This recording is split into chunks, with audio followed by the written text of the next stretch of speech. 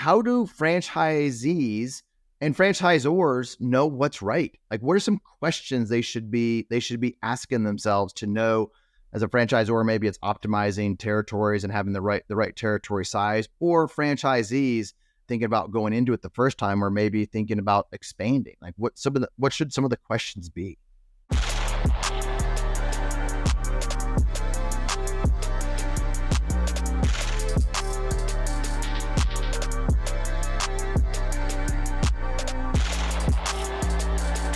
Representing Franchise Secrets, Erik Von Horn.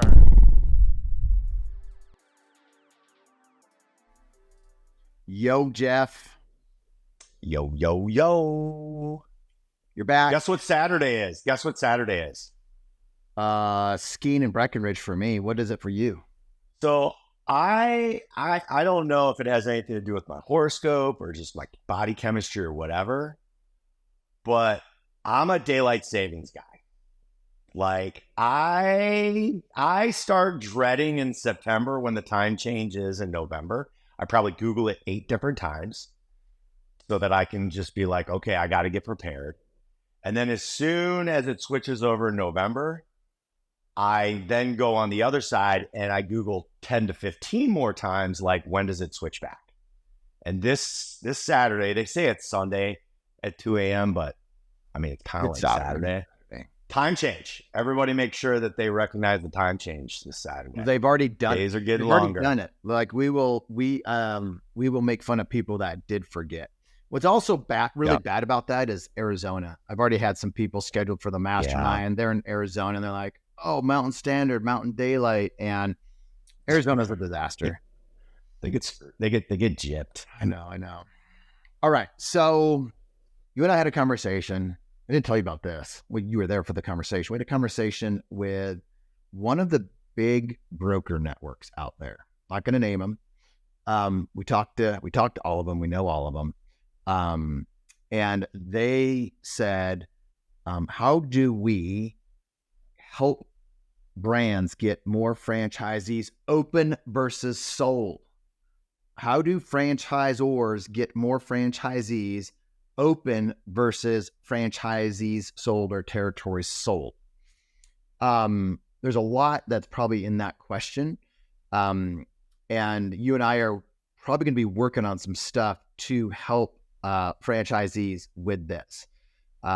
Early on, there's a lot out there in the Facebook group and Twitter and about, the bad things about FSOs or brokers. And they're not all bad. Not every FSO is bad. Not every broker network is bad. You just got to know what you're dealing with. And there's going to be brands that oversell, that sell too many, and they're probably never going to get open. Meaning they'll sell that franchisee 3 territories when they should have had 1 territory, or 6 territories when they should have had 3 territories. And, we've seen it over and over. And I would say, it's hard to know when I was a consultant or broker, I don't know who's going to make it and who's not. I don't know how well they're going to do or not do. But how do we set franchisors up for success with franchisees that are going to get these things open? So any thoughts on that? Wow, man. That's pretty heavy. I know. That's pretty heavy to come out swinging like 5 minutes into a call. Let's go back to daylight savings time.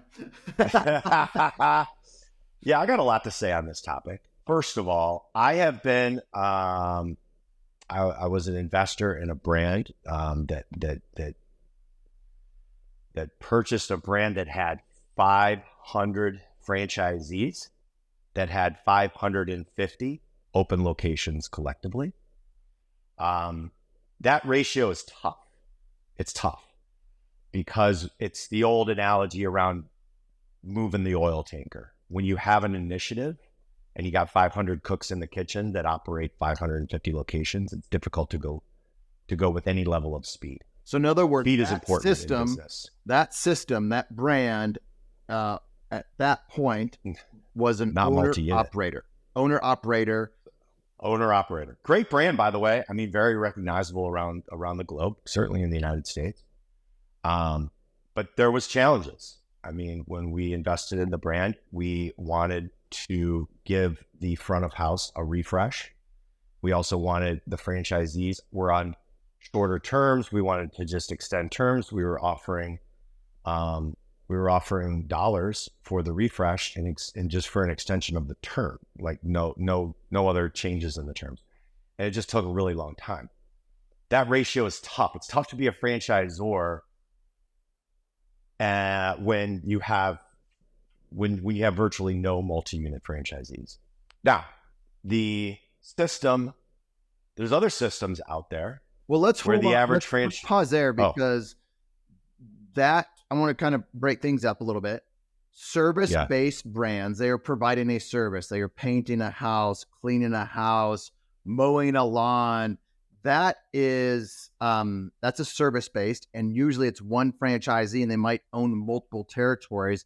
But what you're talking about is more of a retail brand, brick and mortar, that one franchisee to one location or 1.1 location is difficult, because some of the advantages for both the franchisee and the franchisor of a retail brand is they get one up and open and they learn a lot that first one. Then they open up a second one and they know what to do on how to get it open, and they are experienced. So that one gets open smoother.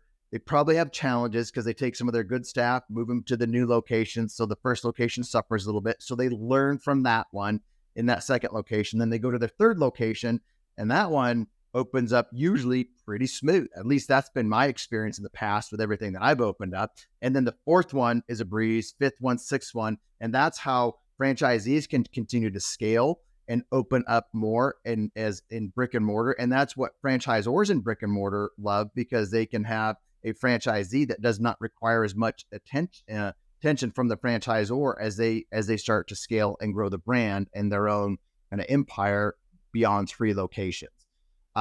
So I just want to bring that context when you were talking about, 500 franchisees, 550 territories. It's more brick and mortar. Is that right? That one's brick and mortar. At the end of the day, though, whether it's brick and mortar or service, you as a franchisor need to identify how much does that territory need to generate in revenue. Perfect. How much should it generate in revenue, right? So if the benchmark in a brick and mortar brand is that each location does $500,000 or $1 million, then if they have 3, you just got to 3x that, right? Or exceed it. If it's a service brand and somebody buys 4 territories, and maybe you identify a truck as a territory or 3 trucks as a territory or whatever it is, it's the same difference. How much should a truck do? Should a truck do $100,000? Should it do $300,000? Should it do $500,000? How many trucks can fit into a territory? The bottom line is, whether you're service or you're retail, both franchisors get stuck in a position where the territory is not developed, right? It sounds really sexy to say, hey, just had a franchisee buy 10 of this or 10 of that. Whether it's brick or mortar or service doesn't matter. Now, the service guys will say, well, there's less pain because, they're sold and they're operating. Okay, but if each territory that they purchase should do $1 million, how long is it going to take for the 10 territories they did to get to 10 million? Right? Add 3% for inflation every single year, and those 10 territories should be doing like 12, 13 million in 3 or 4 years. I haven't seen on the service side that people are adding trucks or penetrating the territories any faster than on the brick and mortar side. So it's different, but it's also the same. That's where I would kind of start as a franchisor. And then you also have to support these franchisees. And you have franchisees, you should be seeing it the same way. If you don't have the capability to go, if it's a 3-truck market or a 6-truck market, kind of thing, if you think of a territory as a truck or whatever those metrics are, you need to be thinking, I am going to grow and open up, or I'm going to grow and buy a 2nd truck, a 3rd truck, a 4th truck, have X amount of crews, whatever those metrics are. And your franchisor there should be metrics for that. There should be KPIs around that. And, it's not just a territory, buying extra territory. You should have a plan that says, in 3 years or 2 years, I'm going to have X amount of trucks. I'm going to be doing X amount in revenue. Because brick and mortar is somewhat easier to measure that because you just do it by location. But I think that's a great point that you brought on about service-based businesses. And we were talking to a brand the other day that has way too big of territories, and we kind of talked to them about this particular thing, and they got some really bad advice along the way. They realize it's bad advice, but they had too big of territories. There was nothing in there about how many trucks or vans, or how are you going to penetrate that whole market. That's right. I mean, you have to determine how much should a territory generate, how much revenue should an MSA or a market statistical area, but like basically like the metro market of each town, how much should that generate, right? And whether the whole market is one territory or it's 50 territories, but you should be able to get to the same amount. Now, you have a lot of risk if that whole market is just one territory. You have a lot of risk. You're not diversified with several franchisees in the market. Like, there is a right number of franchisees that you want to have in the market. They're going to push each other.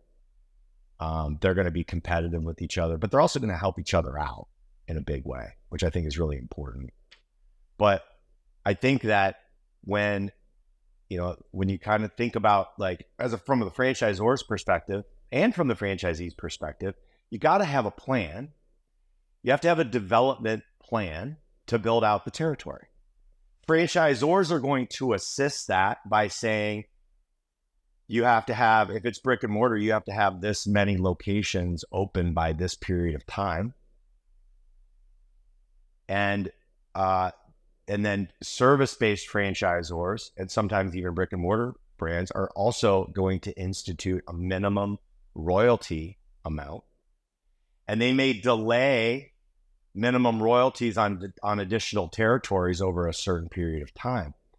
But from a franchisee's perspective, this is going to be an interesting thought. From a franchisee's perspective and from a franchisor's perspective, you want to have a very tight development schedule. Nobody wins. The brand does not win when a franchisee owns territory that is undeveloped. Service or brick and mortar, it doesn't matter. The brand does not win. And if you're in a franchise system, both the franchisor and the franchisee have to pay homage to the brand. The stronger the brand, the more valuable the brand is for both parties and collectively. It's incredibly important. And so a lot of times in brick and mortar, we'll say, hey, if you would like to do 3, we need all 3 open within 2 years. If the candidate says, wow, that's just too fast, then that's fine. 3 is too many. I hear a lot of times when I hear when salespeople sometimes say, well, here's the funding plan. You're going to get an SVA loan or use the ROBS program or use cash or whatever for the first one. The second one and the third one and everyone after that is going to be funded with cash from the first one. Well, I don't think that should be a part of the funding plan. If that is reality, fantastic. That's fantastic. But if that's not reality, you can't just wait for the cash flow on the first one to get the second one open. Same thing with the truck-based business, man in the van business, any other service business. The funding plan has to be in place whether or not the cash flow from previous units can get the next ones open. Yep, that's right. Attention, franchisors and franchisees. There are 2 really important resources that I want to share with you that will help you avoid costly mistakes and increase your enterprise value. The first is our free Facebook group. It's a community that has over 4,000 franchisees and franchisors in it. When somebody asks a question, they get honest and authentic answers from multiple perspectives. You can join the group for free over at franchisesecrets.com/Facebook. The second resource I want to share with you is if you're a franchisor and you're frustrated that you're not awarding as many franchises as you thought you would, this is the reason I created the Franchisor Mastermind. If you want access to the information, the techniques that the best franchise sales organizations are using to award franchises, and you want what mature brands have, With their playbook of having happy, successful franchisees that grow the right way, then you might want to check out the Franchisor Mastermind. The reason why people join is they want access to my Rolodex, my connections. They want the playbook to achieve both short-term and long-term success. They want to increase enterprise value in their brand. Links will be in the show notes or at scalablefranchise.com. Now, if you're a proven operator that has scaled a business 5, 6, 10 units before, and you were able to get 3 or 4 territories open and operating, and then those did provide cash flow to get the next ones going, great. But if you're not in that situation, you should have a funding plan to fully develop your territories, brick and mortar or service, within a very short period of time. Because with each new truck, with each new location, with each new service individual, you're building the brand in your market. And you do not want to you want that to be in a compressed time frame. And if you can't physically do it, whether you're under-resourced because of human capital or financial capital, then do less. Because you're not doing yourself a service, you're not doing the brand a service. If you do too much and you want too much time to develop it out. If I'm on the franchisor side, I'm going to encourage them that, look, if you want to do a multi-unit deal on the service side, then I would institute minimum, like cranking up the minimum royalties over time so that you make sure that those are developed. And if it gets to a point where that hits a certain ratio where the unit economics are kind of upside down, well, then they got the territory is defunct. It's not being built out by that franchisee and you have to get it back. So here's I was talking to a good friend of mine, and he was telling me that he just opened up. I'm not gonna name either brands here, but they're well-known brands. He's like, Eric, remember when I was talking to our mutual friend, so-and-so, who's with a great brand, a lot of private equity involved buying out franchisees in the fitness space. And he said, remember when he had somebody open up too close to him or what he thought was too close to him and their business went down by 30% in their particular location.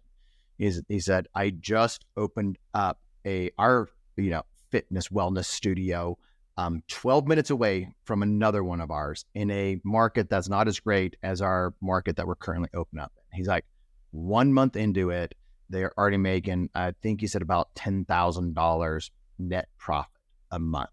And he will go on to do a lot of money out of that. He's like, I'm so glad I didn't, I was supposed to open this one up. I'm so glad I opened it up and I just didn't, not open it or give that territory back or let somebody else open it, because he's like, we're going to be making a lot of money out of this particular location.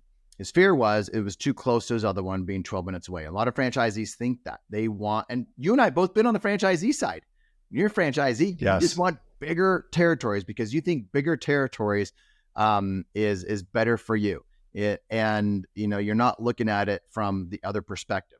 And when you and I talk to our portfolio brands at Front Street Equity, we are talking about both sides of the equation. Sometimes these franchisors are saying, I want to offer really large territories to my franchisees to help my franchisees.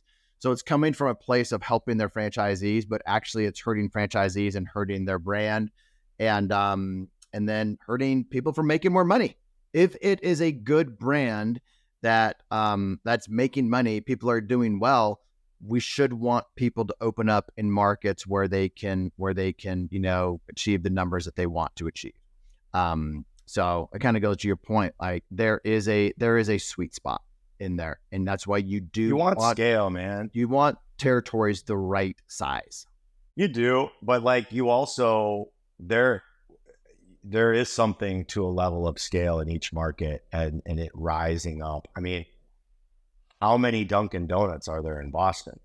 Thousands, right? How strong is that brand in that market? Do the locations in Boston outperform locations elsewhere? If you're in the restoration business and one company has 200 trucks on the street, they've got every single billboard in every single in every single key trade area, and you have some water damage, who are you going to call? Like, It's like whoever feels like they're the biggest, fastest, and strongest in the market. And so once again, brick and mortar or service, like you want that level of activity. I'm in Cincinnati, Ohio. There, where my offices are, I'm at the house today, but where my offices are, there is a shopping center across the street, and there's a guy that has an 8,000 square foot nail salon. Busier than heck, man. Can't get in there same day. It's unbelievable.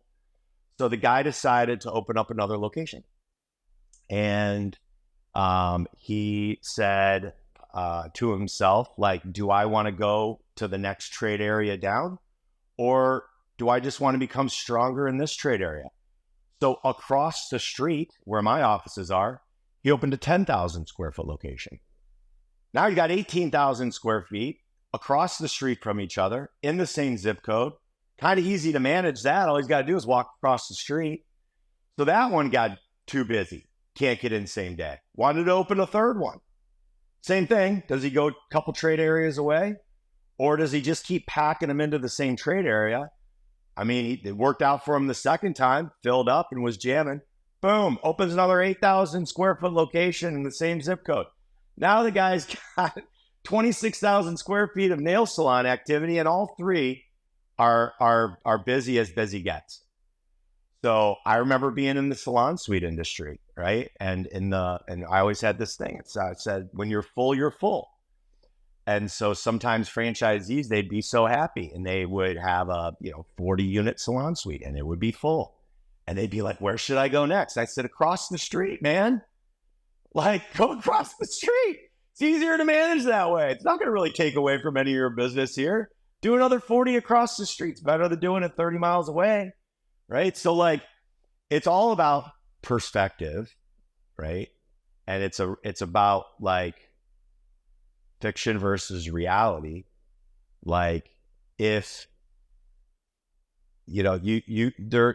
certainly there are businesses where they're a little bit more niche. And if you put two locations too close together, then it might cannibalize the business. But that's not going to prevent your competitor from growing across the street or right next to you either. So whether you're competing with yourself or you're competing with some other brand, that can happen. That's just the reality of it. So now I think we've been talking a lot on this call about like, don't do too many, but I kind of started the call by saying don't do too few either.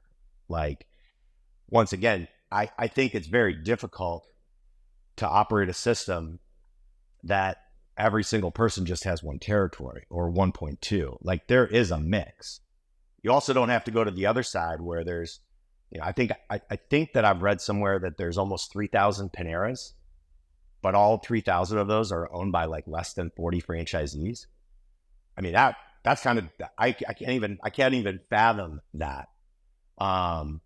But there is a mixture where both the franchisor and the franchisee win, and that is multi-unit.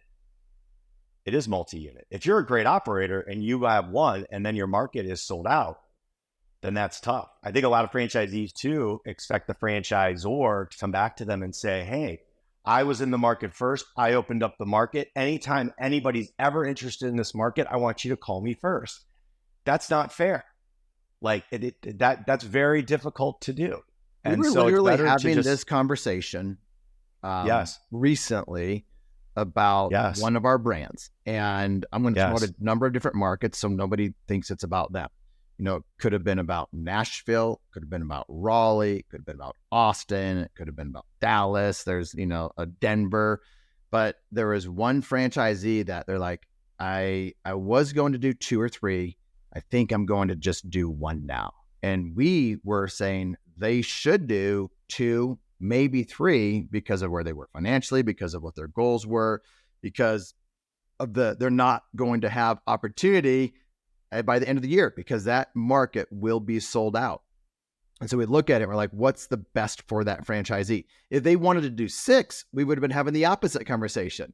Whoa, they shouldn't be doing so many. They probably should stick to 3 max, 2 maybe. So how do franchisees and franchisors know what's right? Like, what are some questions they should be asking themselves to know As a franchisor, maybe it's optimizing territories and having the right territory size, or franchisees thinking about going into it the first time, or maybe thinking about expanding. Like what should some of the questions be? Pretty good. I mean, look, the core of franchising is that it's a distribution model. It's a method for growth. Don't forget that on either side. Like, the franchisor and the franchisee need to know that the purpose of this brand is to grow, right? And expand and turn from a company into a brand. So like, you have to be growth oriented, or you shouldn't be involved in franchising. You have to be entrepreneurial if you're in franchising on both sides of the fence. So the first question to ask the franchisor is, what's your growth strategy? Right? Like, whether it's quick, sometimes they're like, how fast do you want to go? Or do you want to, sometimes it drives me nuts when you have an emerging brand and a potential candidate's like, what's the exit strategy for this brand? It's like, we have like 5 units, we have 10 units. Like, we're just getting started. Like, everybody's going to be opportunistic down the road, but that's not part of the strategic plan. If they say, do you want to grow fast? Do you want to grow slow? I don't think that that's a fair question either. We want to grow responsibly. Like, you have to think loss mitigation first. The franchisee needs to think loss mitigation first.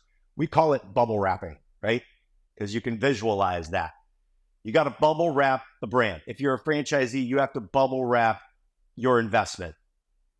If it's bubble wrapped and you're leading with loss mitigation, you can go as fast as you want.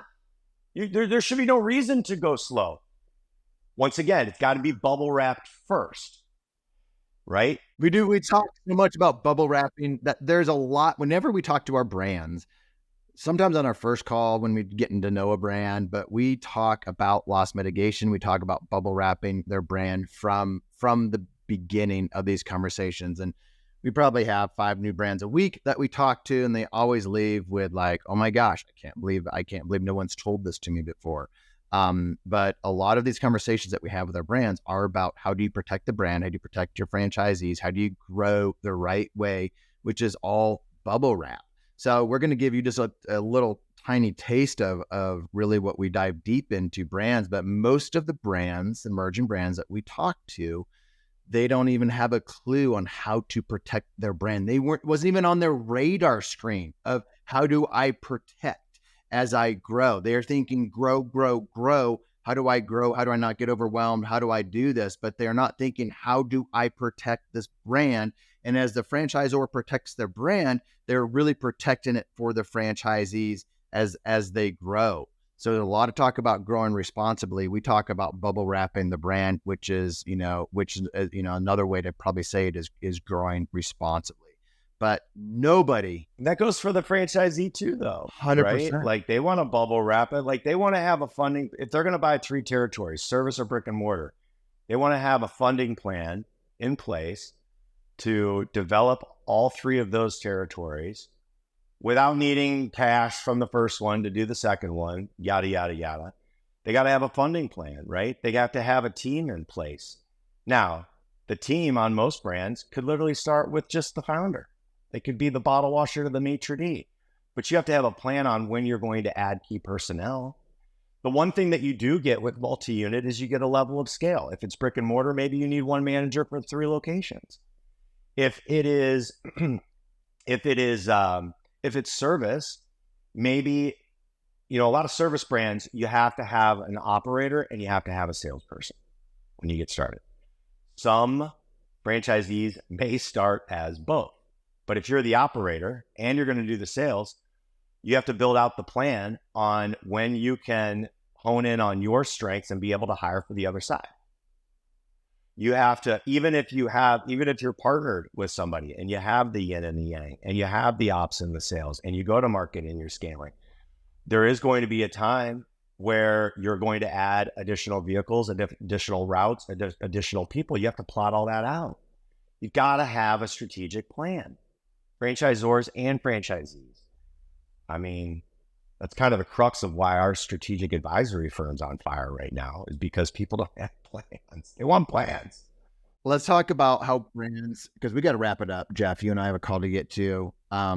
let's wrap it up with this, some actionable help for people. If we talk to people, so we're going to give you a handful of things, all the brands and the franchisees out there right now. Free way to get free advice, free help.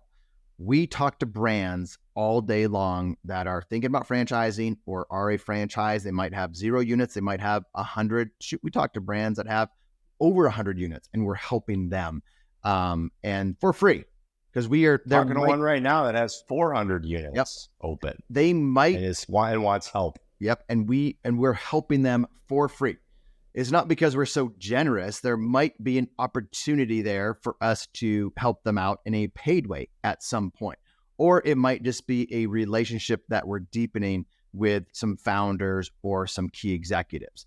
So it just depends. But the point of that is there are people like us at Front Street that will give free help. Before I started Front Street, it was $1,500 an hour for my help. Now that I have met Front Street, we do it for free because we are relationship first focused on these brands.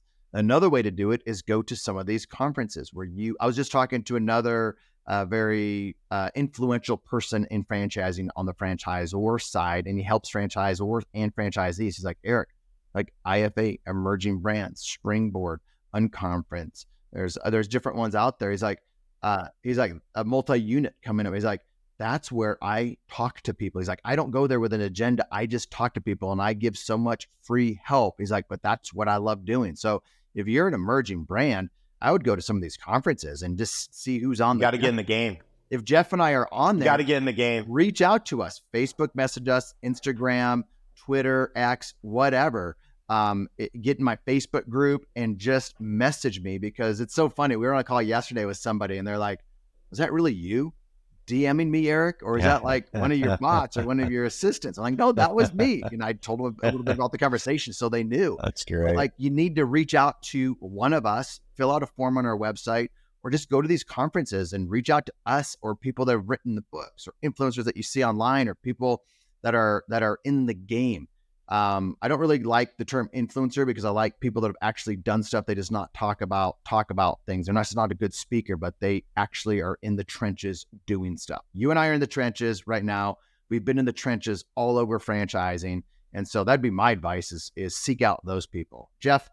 Get in the game. Get in the game. You if you're in franchising, you can't sit on the sidelines. You also can't be so trapped inside your business that you're not working on the business. What you will find is I have people every day that ping me on LinkedIn. I have people every day that go to our website and ping us on our website. And we never turn anyone away. We always take a call. Always take a call. We're not the only ones though. What I'm saying is if you're a franchisor and you admire another brand, ping the founder. Say, hey, I'm in the shoes that you were in 5 years ago. I'd love to bend your ear for 10 minutes. If it's a marketing executive that you follow or an operational person that you follow, whoever you admire, get rid of the nerves and just ping them, reach out to them, because everybody in franchising has found their way into this and is not getting out. And after you've been in it for a while, like I've been in it for 20 years, it's just part of giving back. Franchising has made us very blessed. And in return, we'd be happy to help anybody. Pro bono, but make a list of 3 people every single day and ping them on LinkedIn. Find their email, ping them on email, go to their website, put it in the contact form. Just do it. Because you're going to be amazed at what comes out of that. And you have to be in the knowledge accumulation business in addition to being in the loss mitigation business. Accumulate knowledge from experienced people. Boom. You're so smart. All right. That's the soundbite, baby. That's the soundbite. I might delete that last part when I said you're so smart. You can't. That's the best part. That's what's going to get people to listen to this podcast. I literally might have to delete that. All right, man. See ya. Bye. Thanks for listening to the Franchise Secrets podcast. Links to everything can be found over at franchisesecrets.com. And if you want my help with anything from starting your own franchise to growing your current franchise business, please visit scalablefranchise.com.